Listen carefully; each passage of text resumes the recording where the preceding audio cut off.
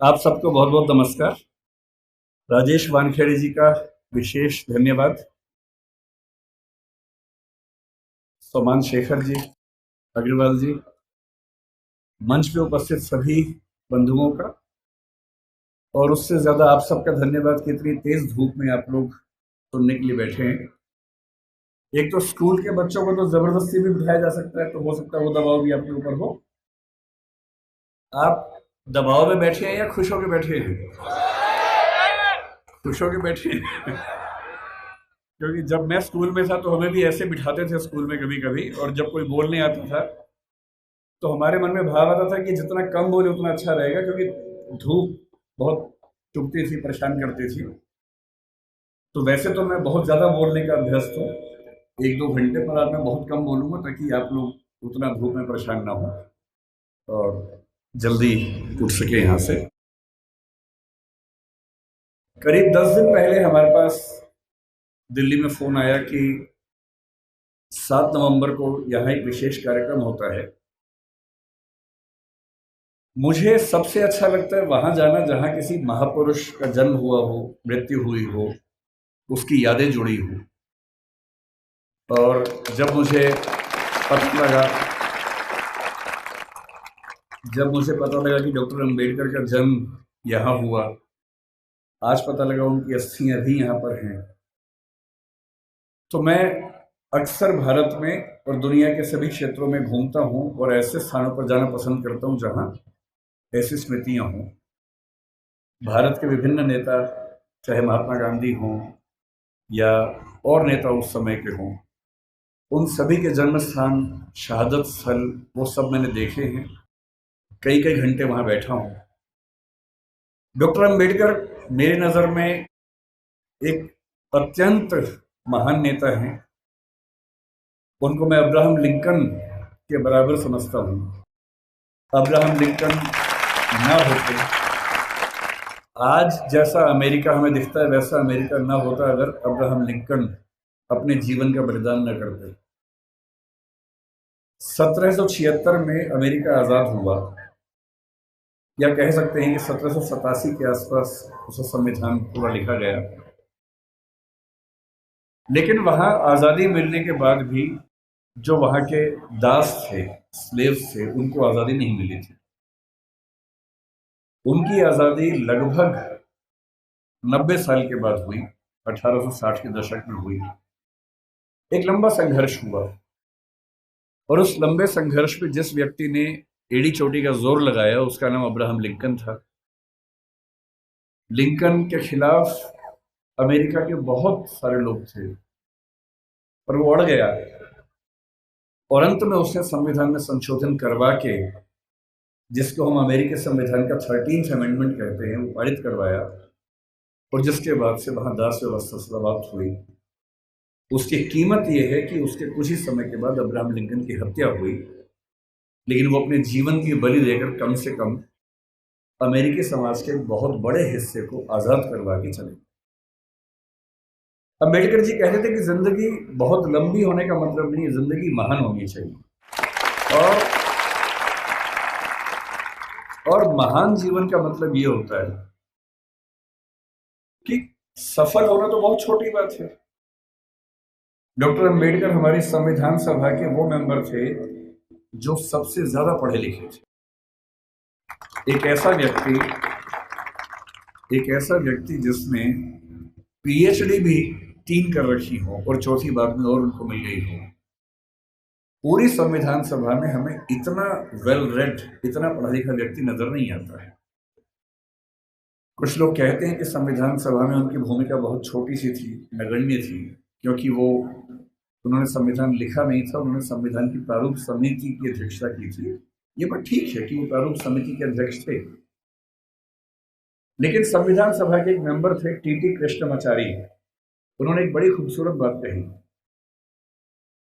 कि संविधान सभा की प्रारूप समिति में कुल 7 मेंबर थे, जिनमें से एक ने ज्वाइन ही नहीं किया, एक बीमार पड़ गए, 2 दिल्ली के बाहर थे, एक देश के बाहर चले गए, एक ने इस्तीफा दिया, तब दूसरे मेंबर को लेके आए। और कहने को 7 मेंबर से, लेकिन दरअसल केवल एक व्यक्ति के हाथ में ड्राफ्टिंग की सारी जिम्मेदारी आई और ये कथन टी.डी. कृष्णमाचार्य ने संविधान सभा के भीतर दिया, और इसलिए हमें इस बात का सम्मान करना चाहिए। लेकिन आप में से अधिकांश बच्चे जिस सामाजिक परिवेश से हैं, मैं संयोग से समाज के उस परिवेश से हूं जिसमें सामाजिक विषमताओं को झेला नहीं। मेरा जन्म एक ऐसे परिवार में हुआ जो निम्न जाति का नहीं है, तो मैं सवर्ण समाज से हूं। संयोग की बात है, तुक्के की बात है। किसी का तुक्का कुछ लगता है, किसी का कुछ लगता है, तो मैं तुक्के से उस समाज से हूं जहां जातीय भेदभाव झेलना नहीं पड़ता है। मैं बहुत गरीब भी नहीं रहा, मेरे माता पिता अध्यापक थे तो वेतन भी ठीक ही था उनका, और इसलिए मैं देखता हूं कि हमारे समाज में सामान्यतः एक राय ऐसी बन गई है कि डॉक्टर अंबेडकर केवल दलित समाज के नेता हैं, उन्होंने केवल उनके लिए कुछ महान काम किए। और मेरा मानना है कि इस गलत फहमी से हमारे समाज को बचना चाहिए। डॉक्टर अंबेडकर हमारे देश के आज तक के सबसे महान नेताओं में से एक हैं और उनकी महानता को हमें स्वीकार करना चाहिए। धूप बहुत ज्यादा है, आपकी उम्र भी बहुत कम है, इसलिए मैं गहरी बातों में नहीं जाऊंगा। डॉक्टर अंबेडकर को लेकर कुछ बहुत गहरे विवाद, गहरे संवाद हो सकते हैं।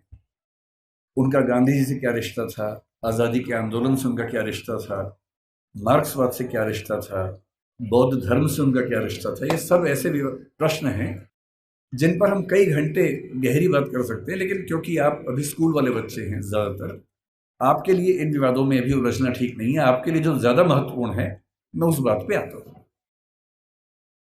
मैंने पिछले 1 साल में जो यात्राएं की, उसमें एक यात्रा कोलंबिया विश्वविद्यालय न्यूयॉर्क की, और वहाँ जाते ही मैंने अपने दोस्तों से पूछा कि भाई यहाँ डॉक्टर अंबेडकर पढ़ते थे, कोई ऐसा मेमोरियल उनका है क्या? तो वो मुझे एक लाइब्रेरी में, जो बेसमेंट में अच्छी लाइब्रेरी, उनकी काफ़ी अच्छी लाइब्रेरी है, वहाँ लेके गए। और लाइब्रेरी में एक दरवाज़ा जहाँ अंदर रीडिंग रूम है, उसके बाहर एक बहुत सुंदर प्रतिमा उनकी लगी हुई है और साथ में काफ़ी उनके बारे में लिखा हुआ है। और मुझे बहुत अच्छा लगा कि कोलंबिया विश्वविद्यालय आज भी ये मानता है कि डॉक्टर अंबेडकर उनके आज तक के सबसे शानदार विद्यार्थियों में से एक थे।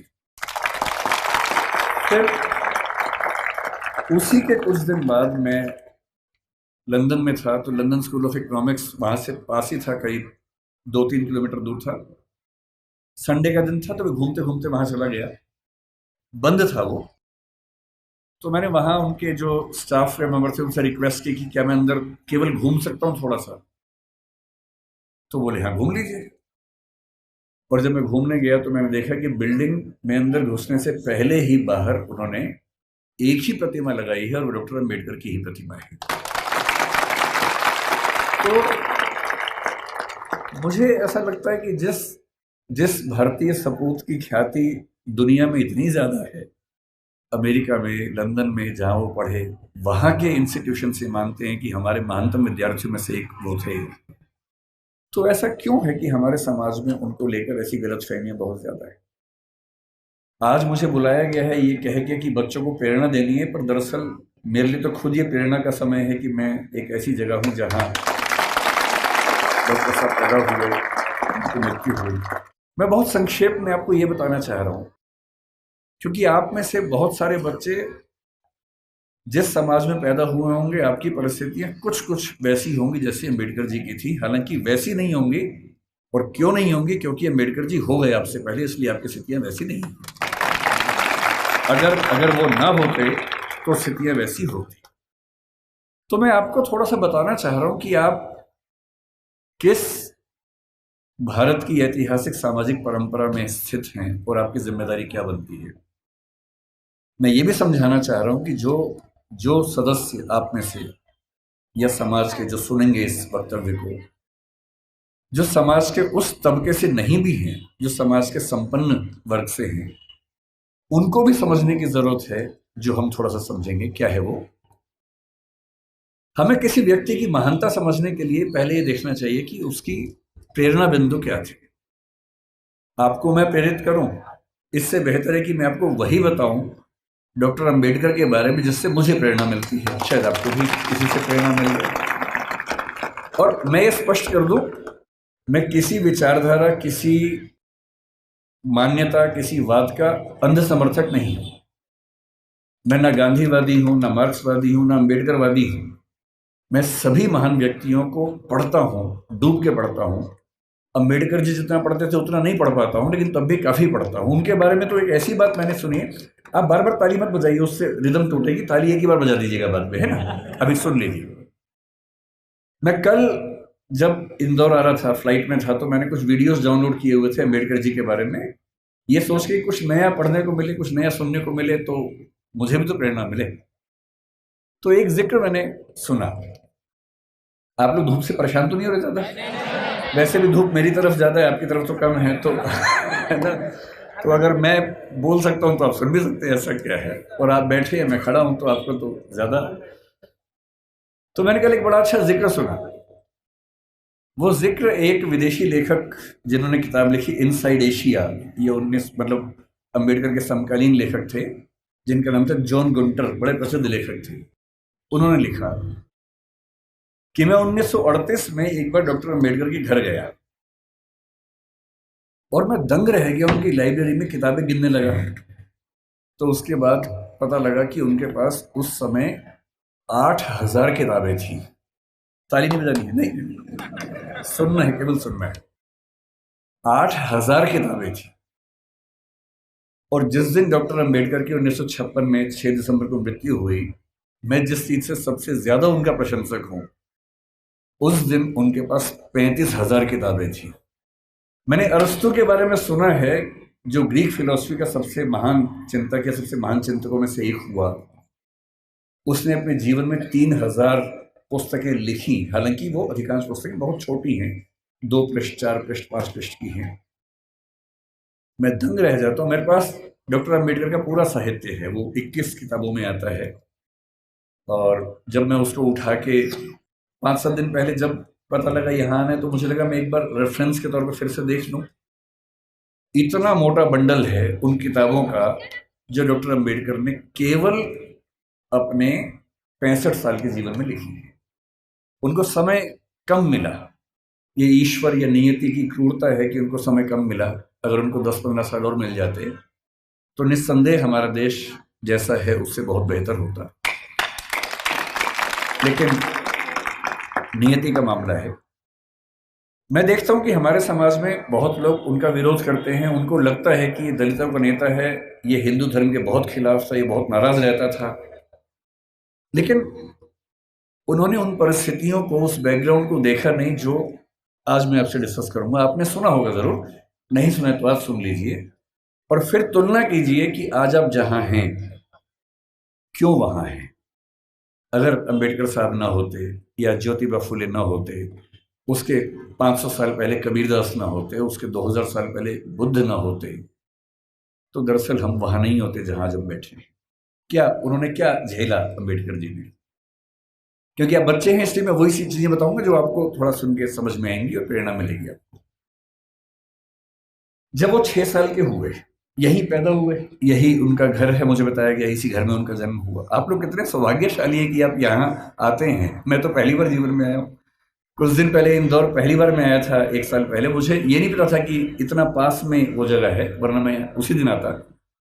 तो मुझे बड़ा आश्चर्य हुआ कि मैं इंदौर तक आया भी और मुझे पता नहीं चला। तो जब वो पैदा हुए इसी जगह है, क्योंकि उनका सौभाग्य था कि वो एक सूबेदार के बेटे थे, इसी सेना में काम करने वाले। मुझे आज पता लगा कि MHOW क्यों कहते हैं, मिलिट्री हेडक्वार्टर्स ऑफ वार उसका नाम था। मैं परेशान था कि महू की स्पेलिंग MAHU क्यों नहीं है, MHOW क्यों है। तो आज पता लगा नहीं, वो एक एक्रोनिम है, उसकी फुल फॉर्म एक है। वो जिस समाज में थे उस समाज के बच्चे स्कूल में नहीं पढ़ते थे, उनको पढ़ने की अनुमति नहीं थी। पर क्योंकि वो सूबेदार के बेटे थे, और सूबेदार एक कमीशन पद होता है सेना में, बड़ा पद होता है, तो इतना हो गया कि उनको स्कूल जाने का मौका मिल गया। पर उनकी माँ को, आदरणीय भीमाबाई जी को अच्छे से पता था कि जब बच्चा स्कूल जाएगा तो इसके साथ बहुत बुरा बर्ताव होगा, जिसको आपकी भाषा में बुलिंग कहते हैं, आजकल के बच्चों की भाषा में बुलिंग कहते हैं, उसका खतरा था। और माताओं को, पिताओं को बहुत चिंता होती है कि हमारे बच्चे के साथ स्कूल में ज्यादती ना हो, बदतमीजी ना हो। कल को आप भी पेरेंट्स बनेंगे, आप भी इस दर्द से गुजरेंगे।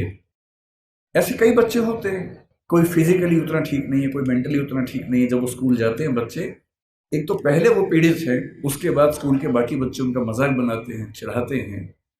पेरेंट्स को इतना दर्द होता है इस बात से, लेकिन क्या करें। तो उनकी माता जी ने, भीमाबाई जी ने कहा कि देख बेटा, स्कूल जा रहा है, पहले ही समझा रही हूं, बहुत बुरे अनुभव होंगे। लड़ना मत, झगड़ना मत, विद्रोह करके छोड़ मत देना, क्योंकि पढ़ाई करोगे वो अकेला रास्ता है कि कुछ बड़ा कर पाओगे जीवन में, वरना कोई दूसरा रास्ता नहीं है। इस बात को उस छोटे से बच्चे ने मन में बिठा लिया। वो स्कूल गया।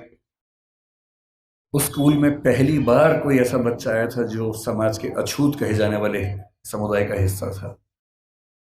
जो बाकी बच्चे थे बुरे नहीं थे, पर वो भी अपने अपने घर से सीख रहे थे, अपने समाज से सीख रहे थे।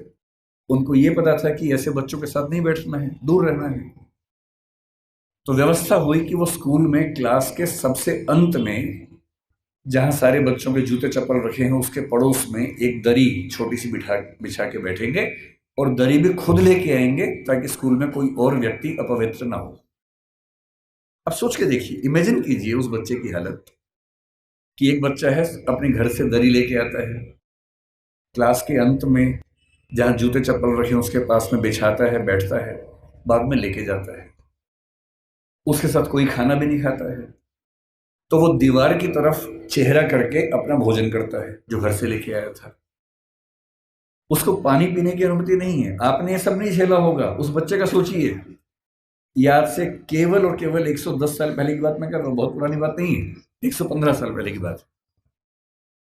उस बच्चे को पानी पीना है, और स्कूल में पानी की एक ही व्यवस्था है कि जो पानी का नल है या घड़ा है उसे वो नहीं छू सकता। तो एक चपरासी है जो उसको दूर से पानी देगा तो वो पिएगा, वो घड़ा नहीं छू सकता है। और ये बात कोई और नहीं कहा है, डॉक्टर अंबेडकर ने खुद अपनी आत्मकथा लिखी है।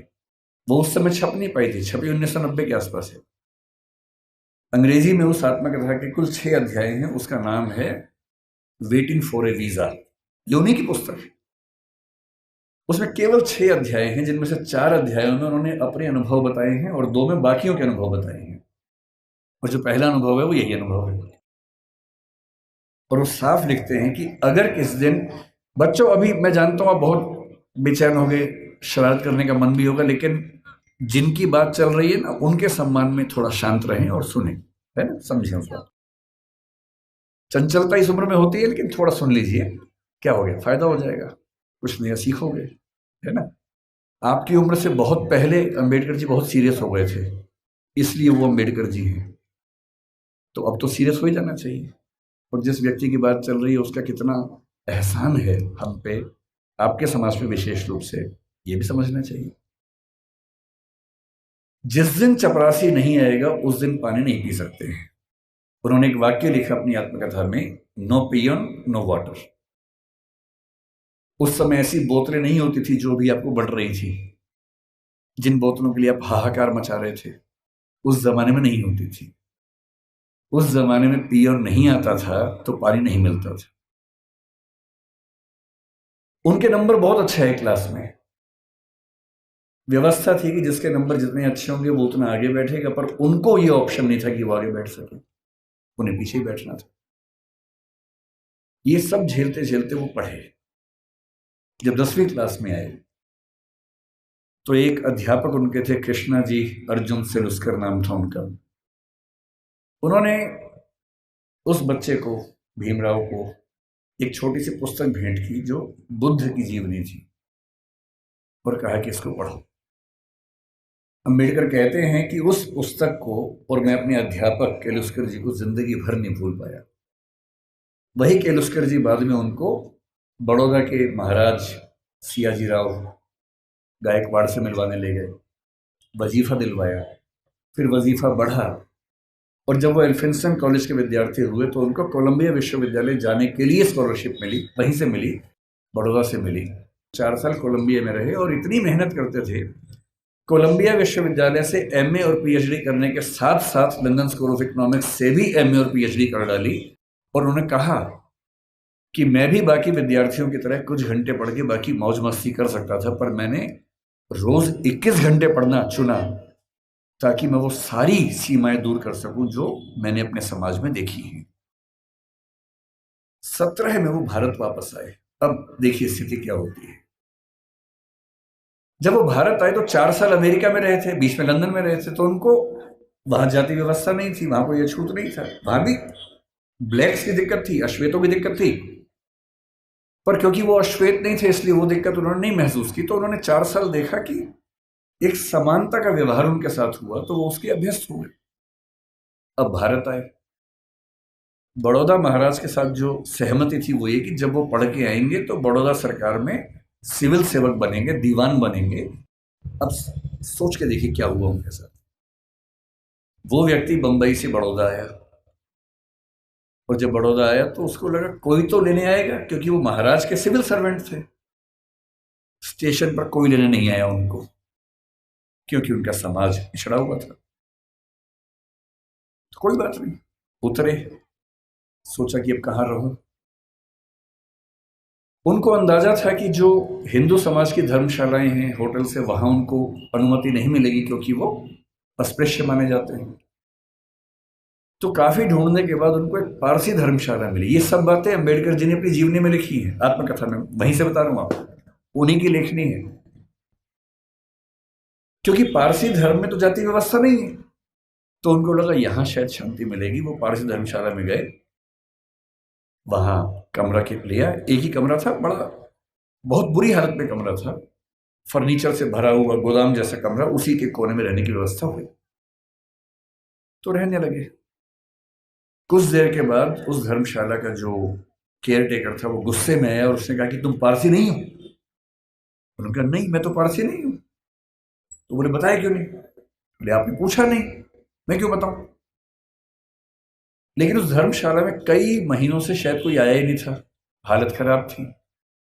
तो फिर सहमति बनी कि यार तुम ना रजिस्टर में कोई पारसी नाम लिख दो, मैं मैनेज कर लूंगा। और बोले मुझे कुछ दिन में घर मिल ही जाएगा, मैं फिर वहां शिफ्ट हो जाऊंगा। तो एक पारसी नाम कुछ रख के काम चलाया।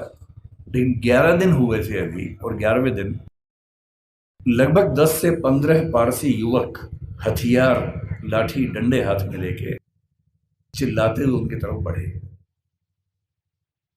और तब उन्होंने कहा कि एक अछूत आदमी पारसी धर्मशाला में कैसे आ गया? तुमने हमारी धर्मशाला खराब कर दी। अंबेडकर जी ने कहा कि आपके धर्म में तो जाति व्यवस्था है नहीं। बोले वो सब हमें नहीं पता, भागो यहां से। और खतरा था कि हिंसा हो सकती थी। अंत में तय हुआ कि शाम तक का समय है, छोड़ देना, वरना छोड़ेंगे नहीं। डॉक्टर अम्बेडकर अपने ऑफिस गए। ऑफिस में उनकी कुर्सी अलग बनाई गई। उनका चपरासी उनको पानी इस तरह से देता था कि जैसे किसी खराब व्यक्ति को दे रहा हो।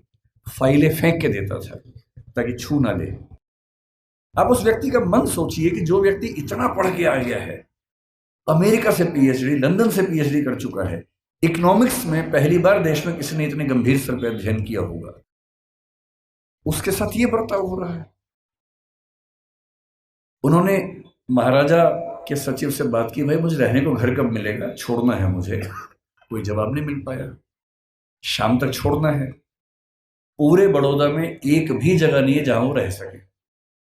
अंतिम उपाय क्या किया? अपने एक हिंदू दोस्त से बात की कि भाई, जो 2 दोस्त उनके बाहर से पढ़ के आए थे, एक हिंदू एक ईसाई, दोनों से बात की।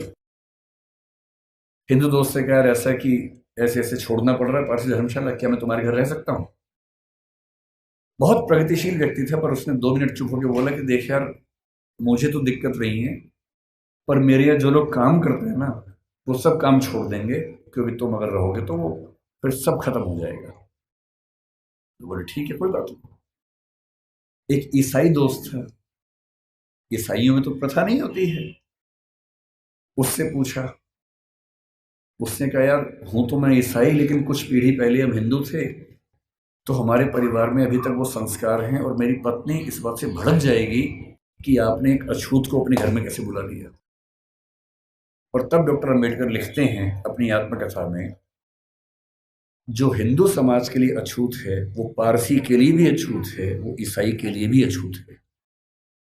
और यही मुंबई में सिडनेहम कॉलेज में जब वो प्रोफेसर बन के गए, वहां भी ये बर्ताव हुआ कि उनको पानी पीने की व्यवस्था अलग थी। सिडनेहम कॉलेज, जो कि बहुत प्रतिष्ठित कॉलेज है मुंबई का, एक बार घड़ा छू लिया तो घड़े को तोड़ा गया पवित्र करने के लिए, और तब उनको फिर ये लगा कि ये अलग अलग धर्म जो दावा करते हैं कि हम समानता वाले धर्म हैं, उन सबका ऐसा बर्ताव क्यों है। फिर एक घटना लिखते हैं अंबेडकर जी अपनी आत्मकथा में। एक बार वो नासिक से औरंगाबाद जा रहे थे निजी यात्रा पे कुछ दोस्तों के साथ। उन्होंने जानबूझ के सबसे कहा किसी को बताना मत, मैं नहीं चाहता किसी को पता लगे, निजी यात्रा रखेंगे इसको। रास्ते में दौलताबाद का किला पड़ा। दौलताबाद का किला ऐतिहासिक स्थल है, उनकी इच्छा हुई कि देखते हैं उसको। तो 7-8 दोस्त खूब धूल मिट्टी झेलते हुए वहां पहुंचे।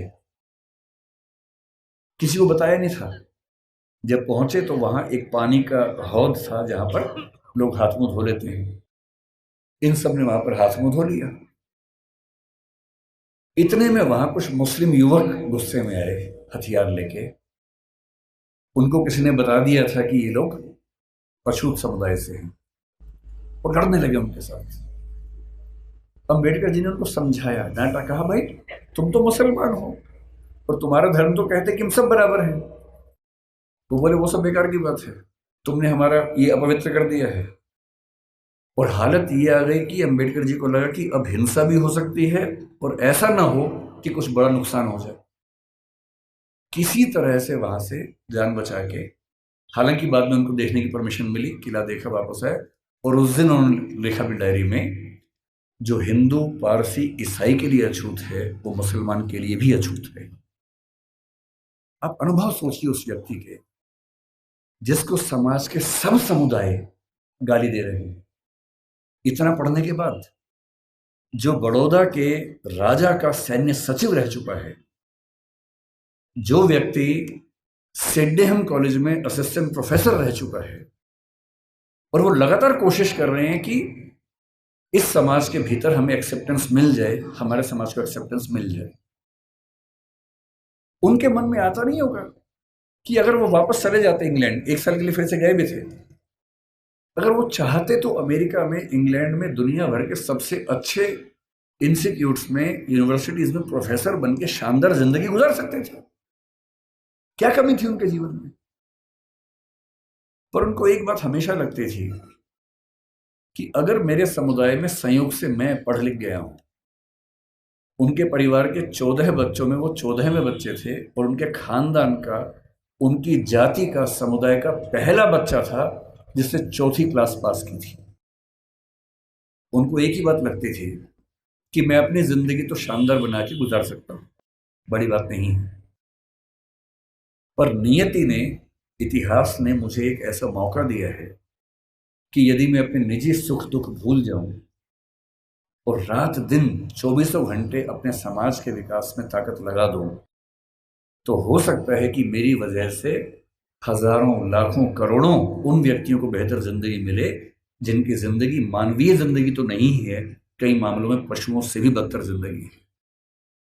और इसीलिए मैं कहता हूं कि जो बोधिसत्व शब्द है वो दरअसल वैसे ही व्यक्तियों के लिए बना हुआ है। बोधिसत्व क्या होता है? महात्मा बुद्ध के बारे में कहते हैं कि जब उनको मोक्ष मिल गया, बुद्ध मानते थे कि जीते जी भी मोक्ष मिल सकता है। कहते हैं कि उनको मोक्ष मिल गया।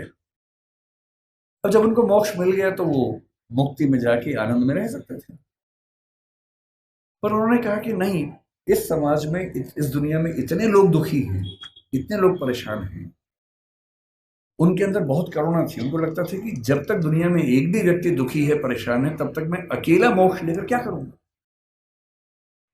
उन्होंने अपने मोक्ष को स्थगित कर दिया और कहा कि मैं लगातार प्रयास करूंगा कि मेरे साथ साथ सभी को मुक्ति मिले। और तब से बुद्धिज्म में कंसेप्ट आया कि जो व्यक्ति अपनी मुक्ति के लिए अर्ह है, एलिजिबल है, उसके बाद भी मुक्त नहीं होना चाहता, क्योंकि वो चाहता है कि मैं सबको मुक्त करके मुक्त होऊंगा, उसको बोधिसत्व कहते हैं। और इस समाज में यदि कोई सच्चा बोधिसत्व हुआ है तो वो डॉक्टर अंबेडकर हैं। इस बात को हमें ईमानदारी से मानना चाहिए। इतने बुरे अनुभवों से गुजरने के बाद इस व्यक्ति को गुस्सा क्यों नहीं आएगा? इस व्यक्ति के अंदर नफरत पैदा क्यों नहीं होती? ऐसा ही हुआ था 1848 में ज्योतिराव फूले के साथ। फूले अंग्रेजी माध्यम से पढ़े हुए व्यक्ति थे और जब पढ़ाई खत्म हुई उनकी 1847 में, 1848 में उनके एक मित्र ने, जो कि उच्च जाति का था, कहा कि मेरी शादी है तो मेरी शादी में आना। इनको भी लगा ठीक है चलता हूं, उसी शादी में चले गए। उस शादी में वो गए और दूल्हे के माता पिता ने जैसे ही देखा कि एक अवर्ण व्यक्ति विवाह में आ गया है, इतना खराब से उनको लताड़ा, इतना अपमान किया। और ज्योतिराव फूले कहते हैं कि वही मेरा टर्निंग पॉइंट था। मुझे इस अपमान और इस जिल्लत से सिर्फ खुद को नहीं, अपने समाज के हर व्यक्ति को बाहर निकालना था। और इसलिए 1848 में उन्होंने पहली बार लड़कियों का स्कूल खोला, अपनी पत्नी को पढ़ाया, देश के इतिहास में पहली बार लड़कियों की पढ़ाई लिखाई की व्यवस्था की। आज ये जो बच्चियां बैठी हैं, अगर फूले न होते तो आज आप घर के अंदर चौका कर रही होती, चूल्हा चौका कर रही होती, यहाँ ना बैठी होती। इसलिए जिन व्यक्तियों की वजह से हम अच्छा जीवन जी रहे हैं, उनके प्रति कृतज्ञ होना हमारा धर्म है, हमारी जिम्मेदारी बनती है। इतनी खराब परिस्थितियों के बाद जो व्यक्ति इतना आगे बढ़ा, उसने देश के लिए क्या क्या किया, हल्का सा अंदाजा ये भी आपको। जो लोग कहते हैं कि उन्होंने केवल दलित समाज पर कल्याण किया, वो बहुत छोटी बात कहते हैं। वो तो किया ही। उन्होंने महाड़ सत्याग्रह किया, उन्होंने पानी के लेकर खूब सत्याग्रह किया, मंदिर प्रवेश को लेकर सत्याग्रह किया। जब उनको लग गया कि सबसे बात नहीं बनेगी, वो नाराज भी हुए। 1927 में उन्होंने मनुस्मृति दहन किया। 1935 में येवला में घोषणा की कि मैं पैदा हुआ हूं हिंदू धर्म में, लेकिन मैं मरूंगा नहीं हिंदू धर्म में। महात्मा गांधी ने उनसे निवेदन किया कि ऐसा ना करें। उसके बाद 21 साल तक वेट किया ताकि समाज अगर बदल सके तो मुझे इतना बड़ा स्टेप न लेना पड़े। और 1956 में जब उनको लग गया कि मेरी मृत्यु नज़दीक है और मैं अपने समुदाय को संशय में, दुविधा में न छोड़ के जाऊं, तो अपनी मृत्यु से केवल 1.5 महीना पहले 14 अक्टूबर के दिन उन्होंने बौद्ध धर्म को अपना लिया। ये तो एक पक्ष है उनके जीवन का, जो दलित समाज या अछूत समुदाय को मुख्य धारा में लाने के लिए उन्होंने किया। उनके जीवन का उससे बड़ा पक्ष जो मेरी नज़र में है, वो महिलाओं के बारे में। आपको अंदाजा नहीं होगा शायद, जब भारत का संविधान बना, उन्होंने बहुत जिद की, और ये बात 1935-36 से ही शुरू हो गई थी, आज़ादी के बाद तक चलती रही, कि महिलाओं को बराबरी मिलनी चाहिए। और महिलाओं को बराबरी देने के लिए यूनिफॉर्म सिविल कोड का आना बहुत ज़रूरी था, जिसको आजकल हम बोलते हैं समान नागरिक संहिता। ये यूनिफॉर्म सिविल कोड आज सरकार कह रही है कि हम लेके आएंगे। ये जिद जिस व्यक्ति की थी, वो डॉक्टर अंबेडकर थे। उनको पता था कि जब तक सामाजिक कानून सभी धर्मों में पुरुष और महिला के लिए बराबर नहीं होंगे, तब तक महिलाएं आगे नहीं बढ़ सकती हैं। और उन्होंने कहा था, मैं किसी समाज की प्रगति का अनुमान इस बात से करता हूं कि वहां महिलाओं की हालत कैसी है। अगर महिलाएं पढ़ी लिखी नहीं है, वो घर के अंदर बंद है, तो समाज कैसे प्रगति करेगा? वो नेहरू जी से लड़ गए। जिस सरकार में वो कानून मंत्री थे, 1946 से 51 के बीच का जो दौर था, उन्होंने नेहरू जी से, जो प्रधानमंत्री थे, खूब झगड़ा किया कि यूनिफॉर्म सिविल कोड आप लेके आइए। उस समय नेहरू जी का मानना यह था कि 1951 के पहले आम चुनाव होने के बाद, जनता से विश्वास लेने के बाद मैं लेके आऊंगा। और अंबेडकर साहब ने नाराज होकर इस मुद्दे पर देश के कानून मंत्री के पद से इस्तीफा दिया और एक भाषण दिया जिसमें कहा कि नेहरू जी ने अपने वायदे को निभाया नहीं है और महिलाओं की बराबरी के लिए जो प्रयास करना चाहिए वो प्रयास कर नहीं रहे। और फिर 1956 में उनकी मृत्यु होने से 1 साल पहले, 1.5 साल पहले, जो हिंदू कोड बिल था, Hindu code bill uniform civil code का एक बड़ा हिस्सा था जो हिंदू समाज के बारे में था, उसको 4 कानूनों के रूप में नेहरू जी ने पारित करवाया, जिसमें से एक हिंदू मैरिज एक्ट है, एक हिंदू सक्सेशन एक्ट है।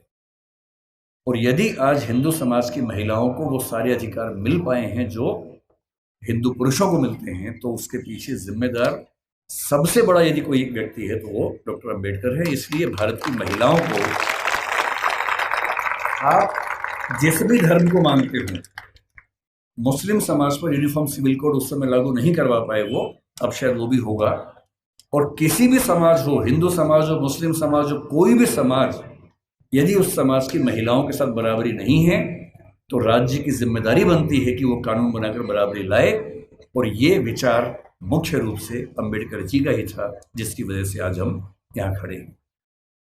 तीसरी बात, लोग कहते हैं कि आजादी के संघर्ष में उन्होंने इतना साथ नहीं दिया। ठीक बात है, उनकी अपनी प्राथमिकताएं थी। 1942 से 46 तक जब स्वाधीनता संग्राम एकदम चरम स्तर पर था, वो वायसराय की काउंसिल में श्रम मंत्री थे या श्रम विभाग के प्रमुख थे। आज हम कहते हैं कि भारत में जो श्रम सुधार है, श्रम सुधार का मतलब किसी भी व्यक्ति को नौकरी पे रखेंगे तो कम से कम इतना वेतन देना ही होगा। न्यूनतम वेतन बोलते हैं, मिनिमम वेजेस बोलते हैं। प्रोविडेंट फंड बोलते हैं कि जब कोई व्यक्ति रिटायर हो तो उसको कितना पैसा मिलता है एक साथ। यदि कोई व्यक्ति 8 घंटे से ज़्यादा काम करता है उसको अतिरिक्त वेतन मिलना चाहिए, ओवर टाइम की पेमेंट मिलनी चाहिए। ये सारे श्रम सुधार जिस व्यक्ति ने किए हैं भारत में, वो डॉक्टर अंबेडकर हैं। इसलिए वो जिम्मेदारी केवल दलित समाज की नहीं है, देश की सारी महिलाओं की भी है, देश के सारे मजदूरों और नौकरी करने वालों की भी है। इन सब के प्रति, सब ठीक है ना, इन सब के प्रति डॉक्टर अंबेडकर की भूमिका ऐसी है कि हम उसको भूल नहीं सकते। अंतिम बात, आपकी स्थिति को देखते हुए जल्दी खत्म करते, उनसे हमें क्या सीखना चाहिए, क्या सीखें उनसे? उनसे हमें मुख्य रूप से 3-4 बातें सीखनी है। उन्होंने कहा कि मैंने जो कुछ सीखा है 3 व्यक्तियों से सीखा है। बुद्ध से सीखा, कबीर से सीखा और ज्योतिराव फुले से सीखा। सच बात है कि उन्होंने अपनी माँ भीमा बाई से भी बहुत कुछ सीखा, क्योंकि माँ ने ही सिखाया था कि भूल के भी झगड़ा मत करना, पढ़ना। और उनकी जिंदगी में एक टर्निंग पॉइंट ये भी था कि जब उनकी माँ की मृत्यु हो रही थी तो कोई वैद्य उनके घर तक नहीं आए, क्योंकि वो अछूत महिला थी, तो वैद्य उनके घर में कैसे आ सकता था। और तब उनको लगा कि मेरी माँ जिस रोग से मरी वो तो चलो एक दैहिक रोग था, पर ये समाज जिस मानसिक रोग से ग्रस्त है उसका इलाज जरूरी है। और जीवन भर उन्होंने वो किया। अंबेडकर जी से आपको और हमें क्या सीखना चाहिए? मैं तो अपने हिस्से का सीखता हूं, आपको भी क्या सीखना चाहिए? देखिए, जो समाज का वंचित समुदाय है, जिसपे हम में से अधिकांश लोग आते हैं, आपको समानता की स्थिति में आना है। अंबेडकर जी एक बड़ा सुंदर संविधान देश का लिख के गए हैं। उस संविधान में एक हिस्सा मूल अधिकारों का है। बहुत इंटरेस्टिंग बात है कि हमारे संविधान के मूल अधिकारों में सबसे पहला अधिकार समानता का है, न कि स्वतंत्रता का है, क्योंकि समानता जरूरी है। और अनुच्छेद 14 है, 15 है, 16 है, 17 है, 18 है, ये 5 अनुच्छेद पूरी तरह से समानता को स्थापित करने का प्रयास करते हैं। और आर्टिकल 17 में साफ साफ लिखते हैं, अस्पृश्यता का अंत किया जाता है और किसी भी रूप में इसका आचरण निषिद्ध होगा और दंडनीय होगा। अपने मरने से 1 साल पहले दबाव डाल के 1955 में उन्होंने अस्पृश्यता अपराध अधिनियम भी पारित करवा लिया, जिसके तहत अनटचेबिलिटी या अस्पृश्यता को या छुआछूत को अपराध घोषित किया गया। उनसे हमें क्या सीखना चाहिए? आपको क्या सीखना चाहिए? पहली बात, उन्होंने एक बड़ी गहरी बात कही थी कि शिक्षा शेरनी का दूध होता है और जो इसको जितना पीता है उतना ही दहाड़ता है। बिना शिक्षित हुए कुछ नहीं हो सकता। और यहां तक कहा कि तुम्हारे पैर में जूते हो ना हो, हाथ में किताब होनी चाहिए।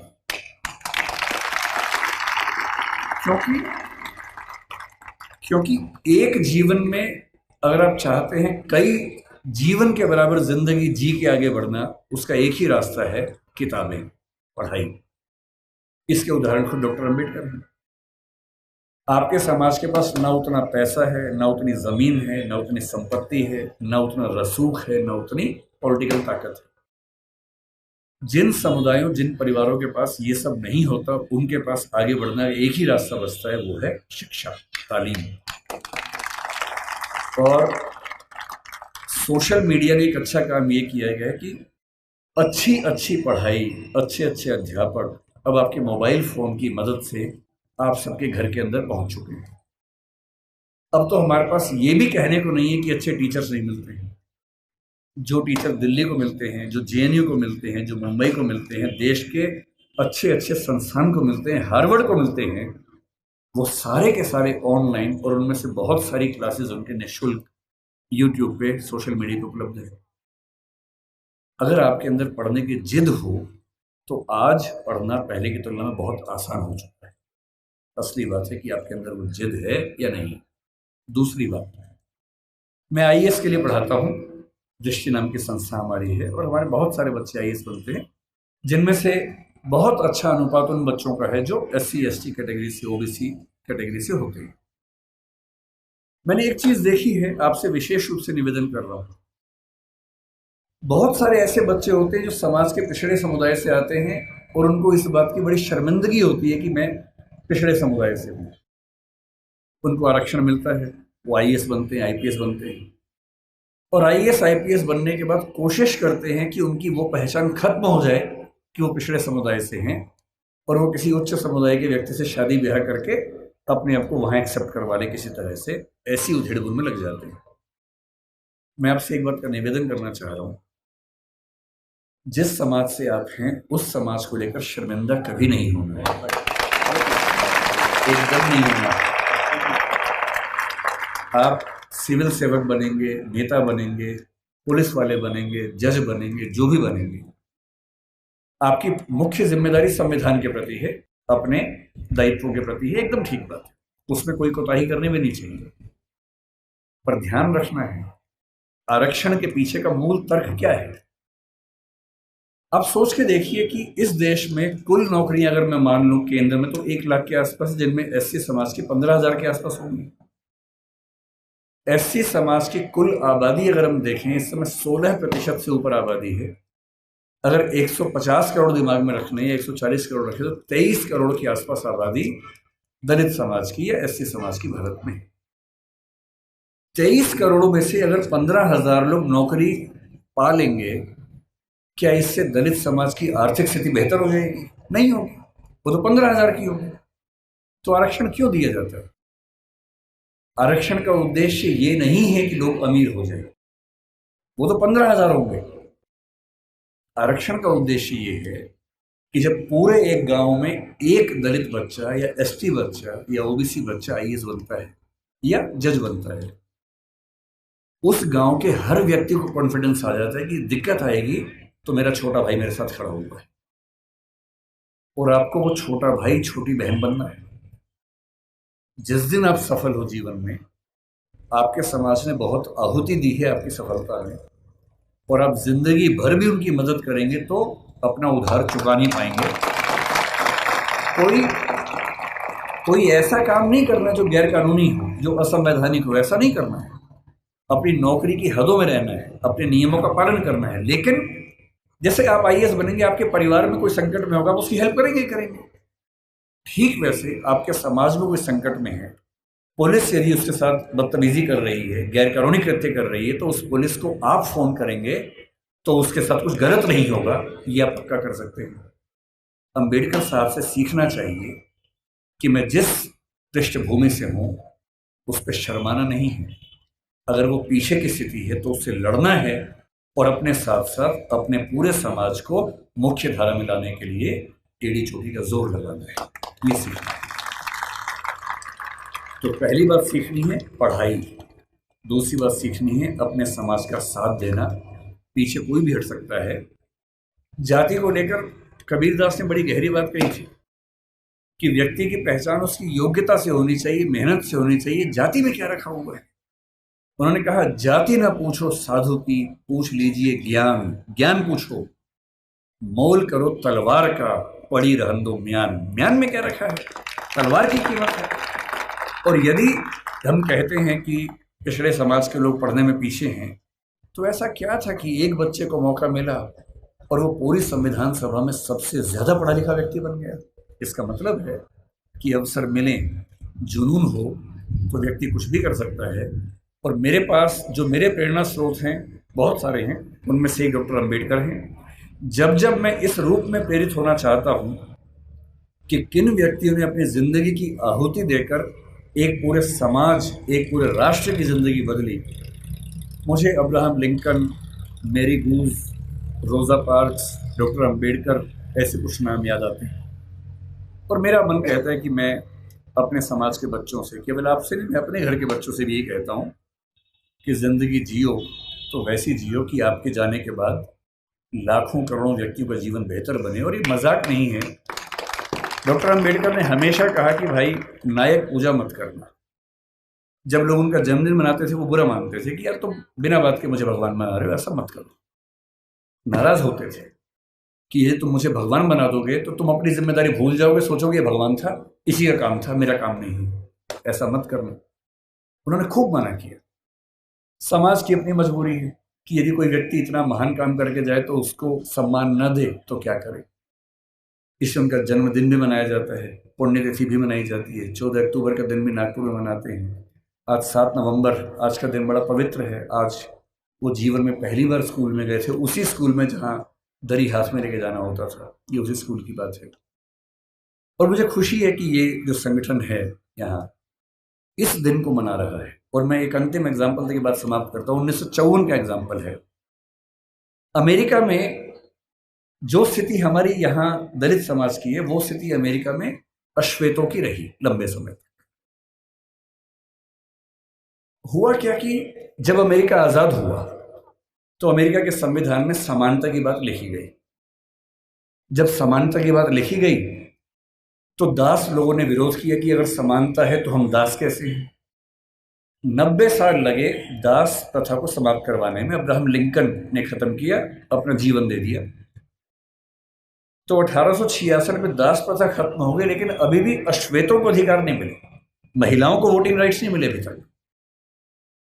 अब महिलाओं और अश्वेतों के आंदोलन शुरू हुए कि हमें बराबरी चाहिए। और उसमें एक घटना, बड़ी रोचक घटना है, सुनिए क्या हुआ। 1950 के आसपास अश्वेतों का आंदोलन बड़ा प्रखर हो गया। उस समय डॉक्टर अंबेडकर अपने जीवन के आखिरी दौर में थे, उन्होंने भी उस आंदोलन को देखा समझा। उसमें दो घटनाएं घटी। एक महिला थी रोजा पार्क्स। अमेरिका का नक्शा देखा हो तो उसमें एक राज्य है अलाबामा।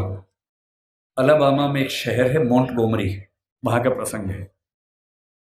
अस्पृश्यता कुछ मात्रा में अमेरिका में भी थी और देशों में भी थी। कैसे थी देखिए।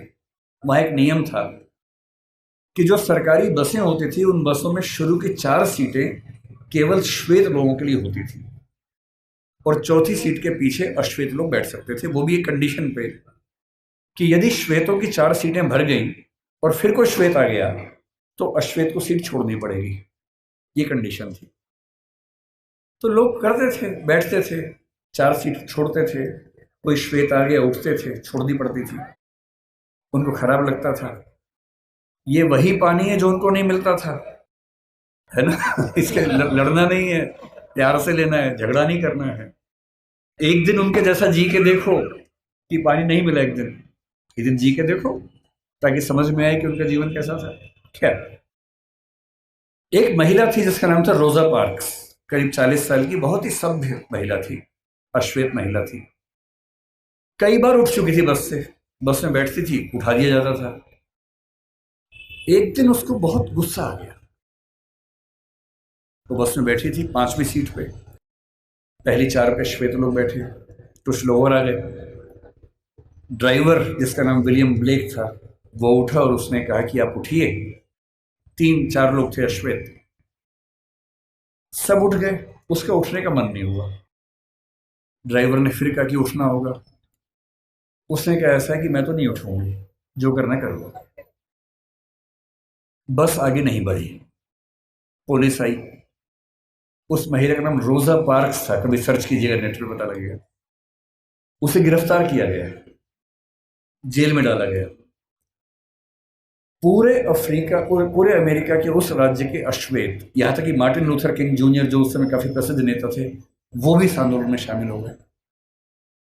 सभी अश्वेत व्यक्तियों से निवेदन किया गया कि सरकारी बस में बैठना ही नहीं है। वो सरकारी बस का एक प्राइवेट बस कंपनी को ठेका मिला हुआ था, वो चला रही थी। अश्वेत समुदाय ने बड़ी गजब की एकता दिखाई। 20-20, 30-30 किलोमीटर दूर उनके घर थे, टैक्सी से आए। अश्वेत टैक्सी वालों ने बस के बराबर किराए में टैक्सियां चलाई, लेकिन बस में नहीं बैठे। 1 दिन, 2 दिन, 3 दिन, होते होते 381 दिन आंदोलन चला। 381 दिन, 1 साल से ज्यादा कोई बस में नहीं बैठा। और अंत में अमेरिका के सुप्रीम कोर्ट को इस कानून को खारिज करना पड़ा जिसमें अश्वेत बैठ नहीं सकते थे, और वहां उस आंदोलन की समाप्ति हुई। डॉक्टर अंबेडकर हमारे समाज के रोजा पार्क्स बने, अब्राहम लिंकन बने। और अगर आपको लगता हो कि आपका जीवन खराब है, एक और घटना से अंतिम बात करके समझ लें। अमेरिका में जब समानता आई तो स्कूल शुरू हुए, अश्वेत बच्चे बोले हम भी स्कूल जाएंगे। कुछ कुछ अंबेडकर जी की याद आपको आएगी इस घटना से। अब अश्वेत बच्चे स्कूल जाएंगे, ये तो वहां के संविधान में लिखा हुआ था। तो वहां की सरकारों ने क्या रास्ता निकाला, कुछ स्कूल श्वेतों के लिए, कुछ अश्वेतों के लिए बना दिए। मामला सुप्रीम कोर्ट में गया कि भाई ये क्या समानता है, हम भी उसी स्कूल में पढ़ेंगे। तो सुप्रीम कोर्ट ने फैसला दिया कि नहीं, समानता का मतलब सिर्फ इतना है कि आपको स्कूल मिलेगा, अच्छी गुणवत्ता का मिलेगा, लेकिन अगर अलग अलग स्कूल है तो इसमें कोई दिक्कत नहीं है। तो ये व्यवस्था ठीक है कि अश्वेतों का स्कूल अलग, श्वेतों का स्कूल अलग। अब ये बड़ी दिक्कत थी अश्वेतों को, आंदोलन चलता रहा चलता रहा चलता रहा। 1954 में जब आंदोलन चल रहा था ये वाला, सुप्रीम कोर्ट अमेरिका का, उसको भी लगा कि अब समय बदल रहा है, और अमेरिकी सुप्रीम कोर्ट ने एक नया फैसला दिया, ब्राउन का मामला कहते हैं, और उसमें उसने घोषणा की कि समानता का जो 14th अमेंडमेंट की समानता उनके यहाँ है, उसके तहत समानता का सही मतलब ये है कि जिस स्कूल में श्वेत बच्चे पढ़ेंगे उसी स्कूल में, उसी क्लास में अश्वेत बच्चे भी पढ़ेंगे। ये 1954 में हुआ। अंबेडकर साहब 56 में गए, उनके सामने की बात है, 2 साल आखिरी थे उनके पास। अब जब ये हुआ तो अमेरिका में हंगामा हो गया। श्वेत समुदायों ने इतना हंगामा किया, अपने शहर तक बदल लिए ताकि एक ऐसे जगह जाके रहें जहां केवल श्वेत लोग रहते हैं, उनके स्कूल में केवल श्वेत लोग पढ़ें। अब अश्वेत बच्चे स्कूल में कैसे जाएंगे? तो हुआ कि जो बस जाती है स्कूल की श्वेत बच्चों की, उसमें अश्वेत बच्चे भी जाएंगे। और मैंने वो कहानियां पढ़ी हैं विस्तार में, जब पहली बार अश्वेत बच्चे श्वेत बच्चों के साथ स्कूल में गए,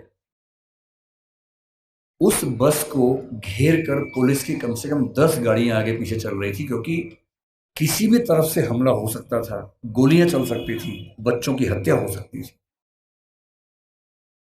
और बहुत भारी संख्या में पुलिस बस के साथ साथ स्कूल के अंदर, स्कूल के बाहर खड़ी होती थी। और अमेरिकी समाज को लगभग 70-80 साल लगे हैं, लेकिन अगर आप ध्यान से देखें, 1776 की आज़ादी जो दासों की आज़ादी नहीं थी, अश्वेतों की नहीं थी, महिलाओं की नहीं थी। 1866 में दासों की मुक्ति जो महिलाओं की नहीं थी, अश्वेतों की नहीं थी। 1950-55 के आसपास महिलाओं और अश्वेतों की मुक्ति। ठीक उस समय मार्टिन लूथर किंग जूनियर को 35 साल की उम्र में नोबेल पुरस्कार मिलना, और उसके लगभग 50-55 साल बाद बराक ओबामा का अमेरिका का राष्ट्रपति बनना।